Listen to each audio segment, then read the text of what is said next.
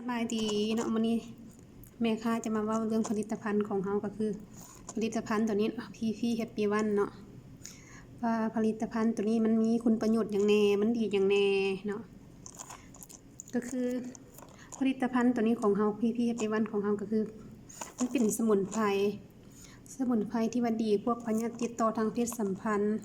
พวกพยาธิซ้ำเหือก็คือว่าพวกเป็นลงขาวหนองในหอนไก่พวกกระเพาะอักเสบอัมพฤกษ์อัมพาตเนาะตรงนี้แบบตีนมึนซาตีนมือมันจะซามันจะเป็นพวกประดงแบบเฮ็ดให้ตีนมึนซายางบ่ได้ตัวนี้นะเฮาสามารถกินยาตัวนี้ได้เด้อเนาะยาตัวนี้ PP Happy One ตัวนี้เนาะยาตัวนี้มันจะตอบโจทย์เรื่องพยาธิที่ว่าซ้ำเหือว่ายังไงพวกซ้ำเหือพวกเธอเปลี่ยนมาดน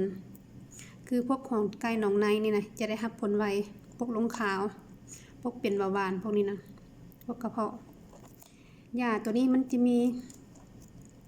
สรรพคุณหลายอย่างแล้วบางคนจะว่าเป็นอย่างมันยาตัวนี้ยากล้องเดียวมันเป็นอย่างมันคือว่าดีหลายอย่างแท้มันเป็นยาพิเศษบ่มันบ่แม่นยาพิเศษเนาะแต่เนื่องจากว่า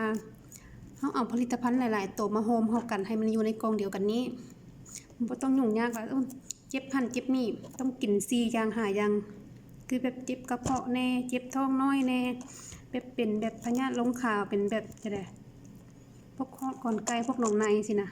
ก็เป็นหลายอย่างพร้อมกันเขาจะเอายาหลายอย่างมันผสมอยู่ให้มันกินอยู่กล่องเดียวกันแล้วก็คือว่าจบบ่ต้องกินแบบยา4กล่อง5กล่องกินตัวนี้แล้วมันจะจบแล้วมันจะดีอยู่บนเดียวกันเลยมันจะง่ายมันจะสบายแบบนี้เนาะข้อดีของมันก็คือว่าเป็นหลายแต่ว่าเขาสามารถกินตัวนี้แล้วมันจะดีทุกพยาธิว่าซั่นซะไปมันดีหลายอย่างบางคนจะว่าจะมักถามไหมคะว่ากินจักกล่องแล้วมันจะเห็นผลมันจะได้รับผลเนาะอันนี้เขาก็สามารถตอบได้เลยว่ามันเห็นผลตั้งแต่กล่องทำอิฐที่เขากินไปผลิตภัณฑ์ตัวนี้นะแล้วบางคนจะถามว่ากินจักกล่องมันค่อยดีอันนี้เขาก็พอสามารถตอบได้คือตัวอย่างว่าจะเคยไปห้องหมอเนาะไปห้องหมอจะเคยถามท่านหมอบ่ท่านหมอเคยกินยาตัวนี้นะจักมื้อมันจะดีจักมื้อแล้วมันจะหายท่านหมอตอบให้เจ้าได้บ่แน่นอนท่านหมอตอบเจ้าบ่ได้ท่านหมอก็มีเพียงแต่แนะนำเจ้าว่าเจ้ากินไปเด้อ3-4 มื้อถ้าอาการมันบ่เปลี่ยนแปลงจะได้เจ้าจึงค่อยมาหาค่อยใหม่มาห้องหมอบางกวดคืนใหม่ท่านหมอก็มีแต่ตอบให้เจ้าเพียงเท่านี้แต่สำหรับปัญหายาตัวนี้เฮาสามารถตอบได้เลยว่ามันเห็นผลแต่กองทำอิฐที่เจ้ากินไปเนาะตัวนี้นะตัวอย่างว่าพวกเป็ดลงขาวนี่หลังจากเจ้ากินไป4-5 มื้อเจ้าจะรู้สึกได้เลยว่าเชื้อราในช่องคลอดเจ้ามันจะไหลออกมามันจะขับพยาธิที่ว่าเป็นปริญญาจะเป็นพวกที่ว่าตกค้างแฮงมันจะไหลมันจะออกมาตามช่องคลอดเนาะบางคนที่ว่าเป็นแฮงจะได้ใส่ผ้าอนามัยเด้อกินตัวนี้มันจะไหลออกทางช่องคลอดไหลพยาธิออกทางช่องคลอดตัวนี้นะมันจะไหลออกมันจะเฮ็ดให้ผลดีหลังจากที่ว่าเฮากินตัวนี้ไปแล้วมันเฮ็ดให้สุขภาพเฮาดีเฮาเชื่อมั่นได้เลยว่าเฮาเคยกินเฮาก็กินมาแล้วเฮาก็ดีมาแล้วเขาจึงค่อยเอาผลิตภัณฑ์ตัวนี้มาขายมาจำหน่ายบ่แม่นว่าเอามาเพื่อว่าเห็นได้ขายดีแล้วเอามาขายมันบ่แม่นเด้อเฮาก็ต้องตีได้ว่าเฮากินเฮาดีแท้เฮาจึงค่อยเอามาขายผลิตภัณฑ์ตัวนี้นะแล้วมีบางคนก็ถามว่า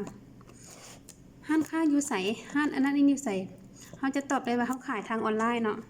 เฮาขายทางออนไลน์ถ้าว่าเจ้าสนใจอยากปิ้นอยากปัวแท้เจ้าสามารถโทรเข้ามาได้เลยเนาะเบอร์นี้เนาะ29802349เบอร์แม่ค้าเองสามารถติดต่อได้สามารถโทรมาปรึกษาได้ว่าอาการมันเป็นจังซั่นจังซี่อีหยังเฮาเพียงเฮ็ดแบบใดแก้ไขแบบใดเป็นพยาธิติดต่อทางเพศสัมพันธ์บ่พวกคนไข้หนองในพวกเชื้อราในช่องคลอดบ่พวกเบาหวานเปื่อยพวกหยังสามารถปรึกษาได้พวกนี้ลงข่าวซ้ำเหือสามารถโทรมาปรึกษาได้ตลอด24 ชั่วโมงว่าซั่นจะไปหลังจากที่ซื้อไปแล้วเฮาจะมีการแบบติดตามอาการนำเจ้าอาการจะเป็นจังไดกินไป 4-5 มื้อแล้วอาการมันรู้สึกแบบใดแล้วควบคู่กับเฮาจะแนะนำวิธีการกินยาแล้วก็พวกอาหารพวกหยังเจ้ากินต้องอาหารแบบใดให้คู่กินกับยาแบบใดให้มันดีให้มันดีไว้แล้วก็ได้รับผลไวเนาะตีตัวนี้เนาะเฮาจะมีการแนะนำเรื่องการกินกินยาแล้วก็เรื่องแนะนำมากินอาหารแบบใดผู้ควรแบบใด